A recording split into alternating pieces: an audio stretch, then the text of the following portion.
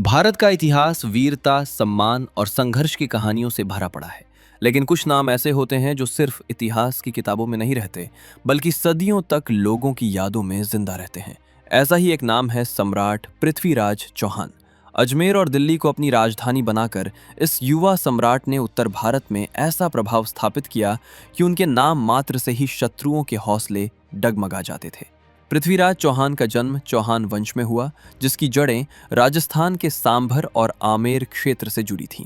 उनके पिता सोमेश्वर चौहान एक पराक्रमी शासक थे और माता कर्पूरी देवी बुद्धिमत्ता और राजनीतिक समझ के लिए जानी जाती थीं। बचपन से ही पृथ्वीराज में असाधारण गुण दिखाई देने लगे थे। वे सिर्फ एक योद्धा नहीं थे, बल्कि विद्या, दर्शन और सैन्य रणनीति की भी गहरी समझ रखते थे।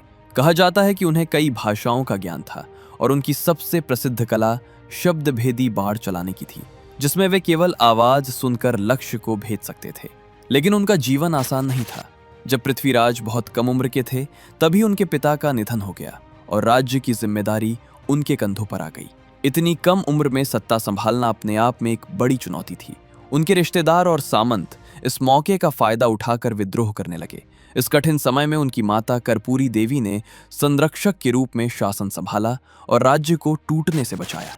धीरे धीरे पृथ्वीराज ने शासन की बारीकियां सीखीं और कम उम्र में ही खुद को एक सक्षम शासक के रूप में स्थापित किया। कुछ ही वर्षों में पृथ्वीराज ने यह साफ कर दिया कि वो सिर्फ नाम के राजा नहीं हैं। उन्होंने अपने ही रिश्तेदार नागार्जुन के विद्रोह को कुचलकर ये संदेश दिया कि चौहान साम्राज्य की सत्ता को चुनौती देना आसान नहीं होगा। इसके बाद उन्होंने साम्राज्य के विस्तार पर ध्यान दिया।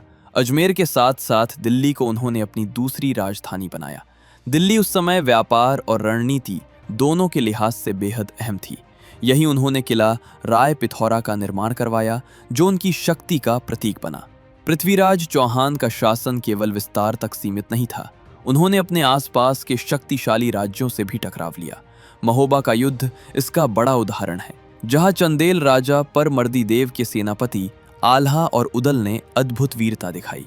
ये युद्ध बेहद रक्त रंजित था और दोनों पक्षों को भारी नुकसान उठाना पड़ा। अंततः पृथ्वीराज को विजय मिली, लेकिन इस जीत ने कई स्थायी दुश्मन भी खड़े कर दिए। इसी दौर में कन्नौज के राजा जयचंद के साथ उनकी राजनीतिक दुश्मनी खुलकर सामने आई।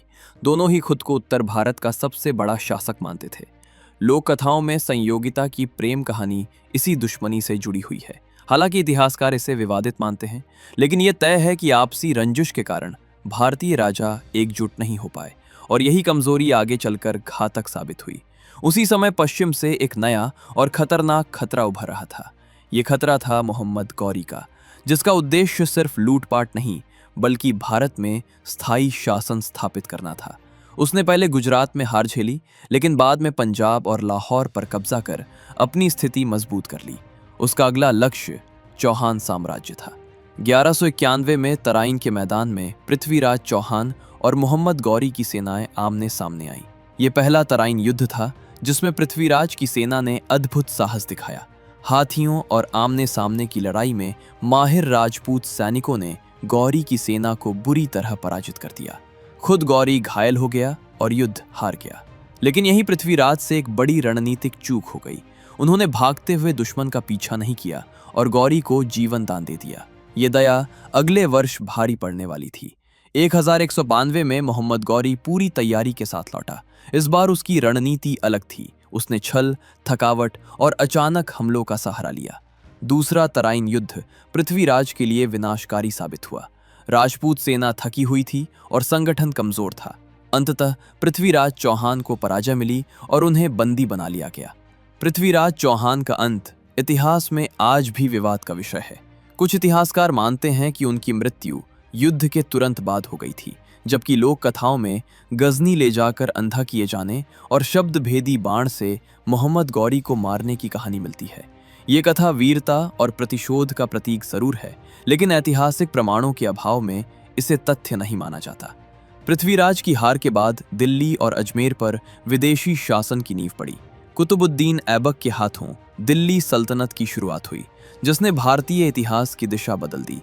लेकिन इसके बावजूद पृथ्वीराज चौहान का नाम मिट नहीं पाया।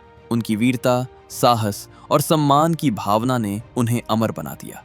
आपको ये वीडियो कैसा लगा, हमें कमेंट में जरूर बताइए। वीडियो को लाइक करें और कमेंट में जय भवानी जरूर लिखें।